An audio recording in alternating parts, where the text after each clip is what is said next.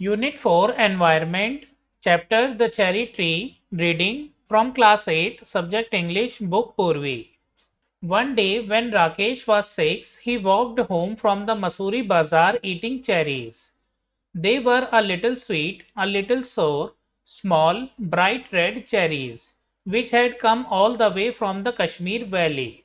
Here in the Himalayan foothills where Rakesh lived, there were not many fruit trees. The soil was stony and the dry cold winds stunted the growth of most plants. But on the more sheltered slopes, there were forests of oak and deodar.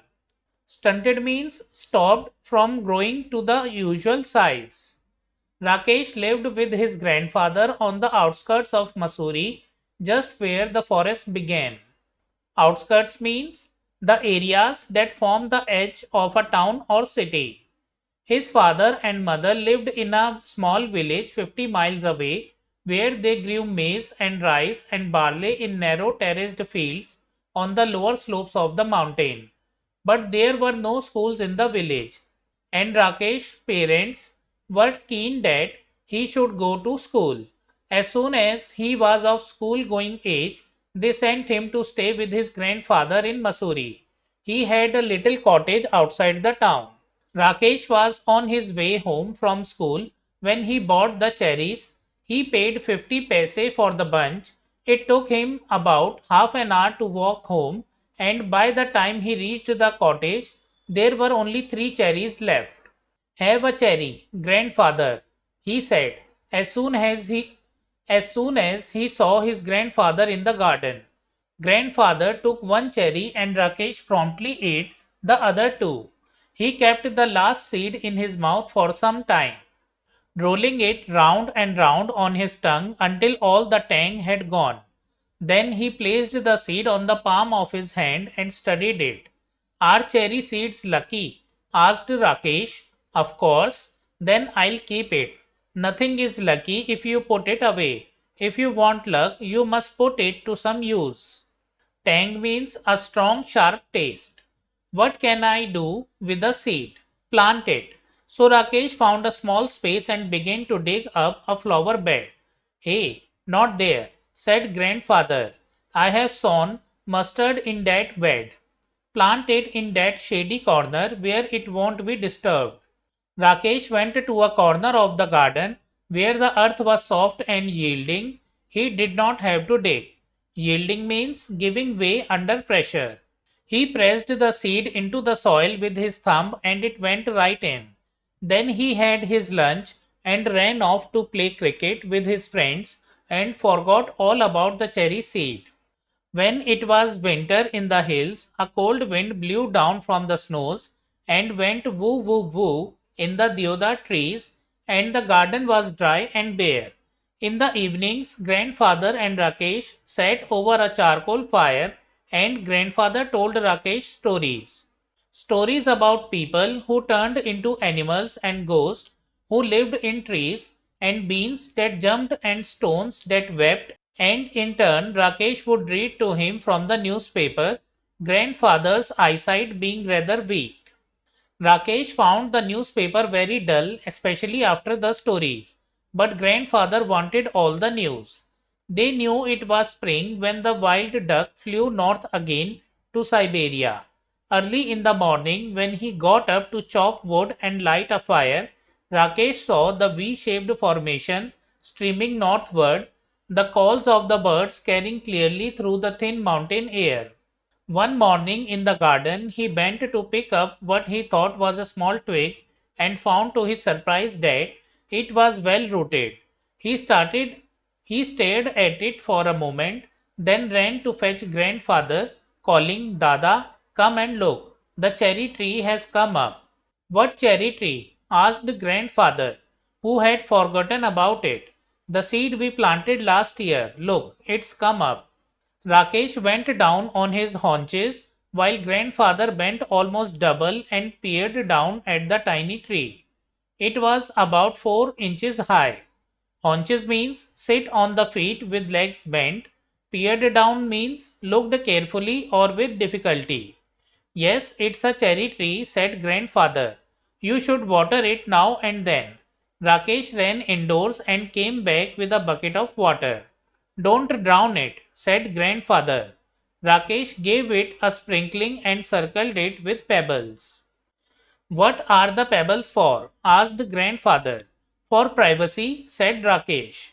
He looked at the tree every morning, but it did not seem to be growing very fast. So he stopped looking at it except quickly out of the corner of his eye.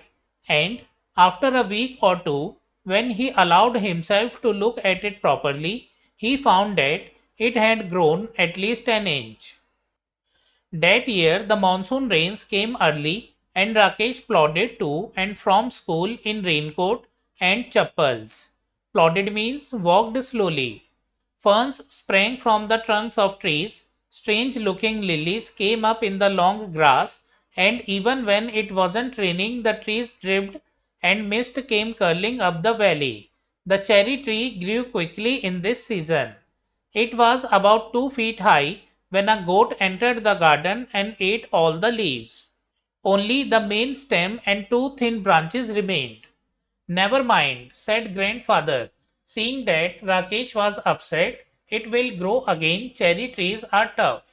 Towards the end of the rainy season, new leaves appeared on the tree. Then a woman cutting grass scrambled down the hillside, her scythe wishing through the heavy monsoon foliage. She did not try to avoid the tree. One sweep and the cherry tree was cut in two. Scrambled means moved quickly and with difficulty.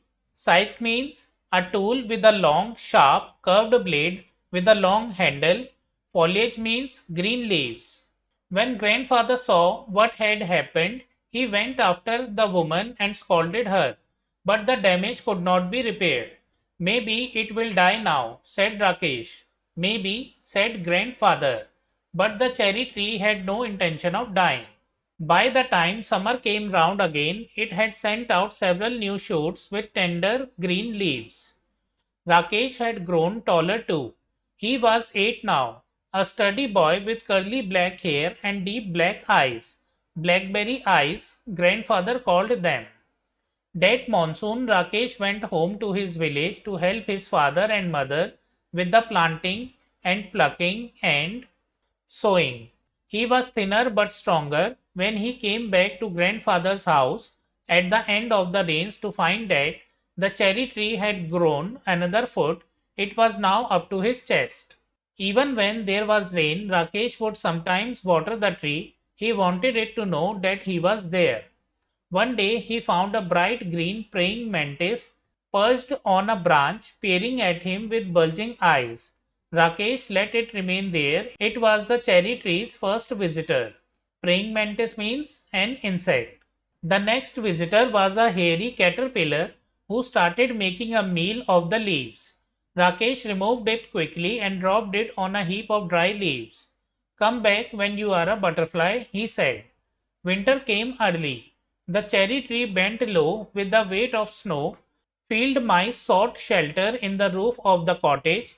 The road from the valley was blocked, and for several days there was no newspaper, and this made grandfather quite grumpy. His stories began to have unhappy endings. In February, it was Rakesh's birthday. He was 9 and the tree was 4, but almost as tall as Rakesh. One morning when the sun came out, grandfather came into the garden to let some warmth get into my bones, as he put it. He stopped in front of the cherry tree, stared at it for a few moments, and then called out, Rakesh, come and look. Come quickly before it falls.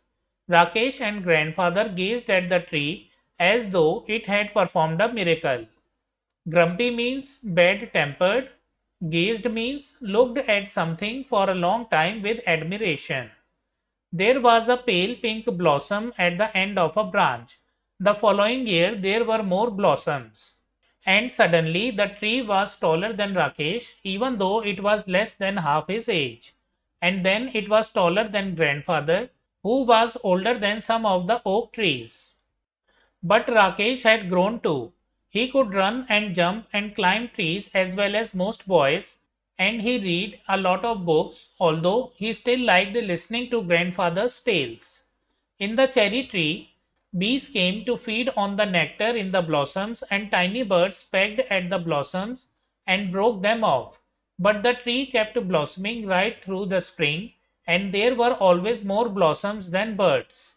That summer there were small cherries on the tree. Rakesh tasted one and spat it out. "It's too sour," he said. "They'll be better next year," said grandfather. But the birds liked them, especially the bigger birds such as the bulbuls and scarlet minivets, and they flitted in and out of the foliage, feasting on the cherries. Flitted means flew quickly. On a warm sunny afternoon, when even the bees looked sleepy, Rakesh was looking for grandfather without finding him in any of his favorite places around the house. Then he looked out of the bedroom window and saw grandfather reclining on a cane chair under the cherry tree. Reclining means lying back.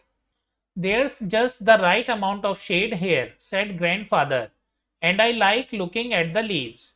"They are pretty leaves," said Rakesh, "and they are always ready to dance if there's a breeze."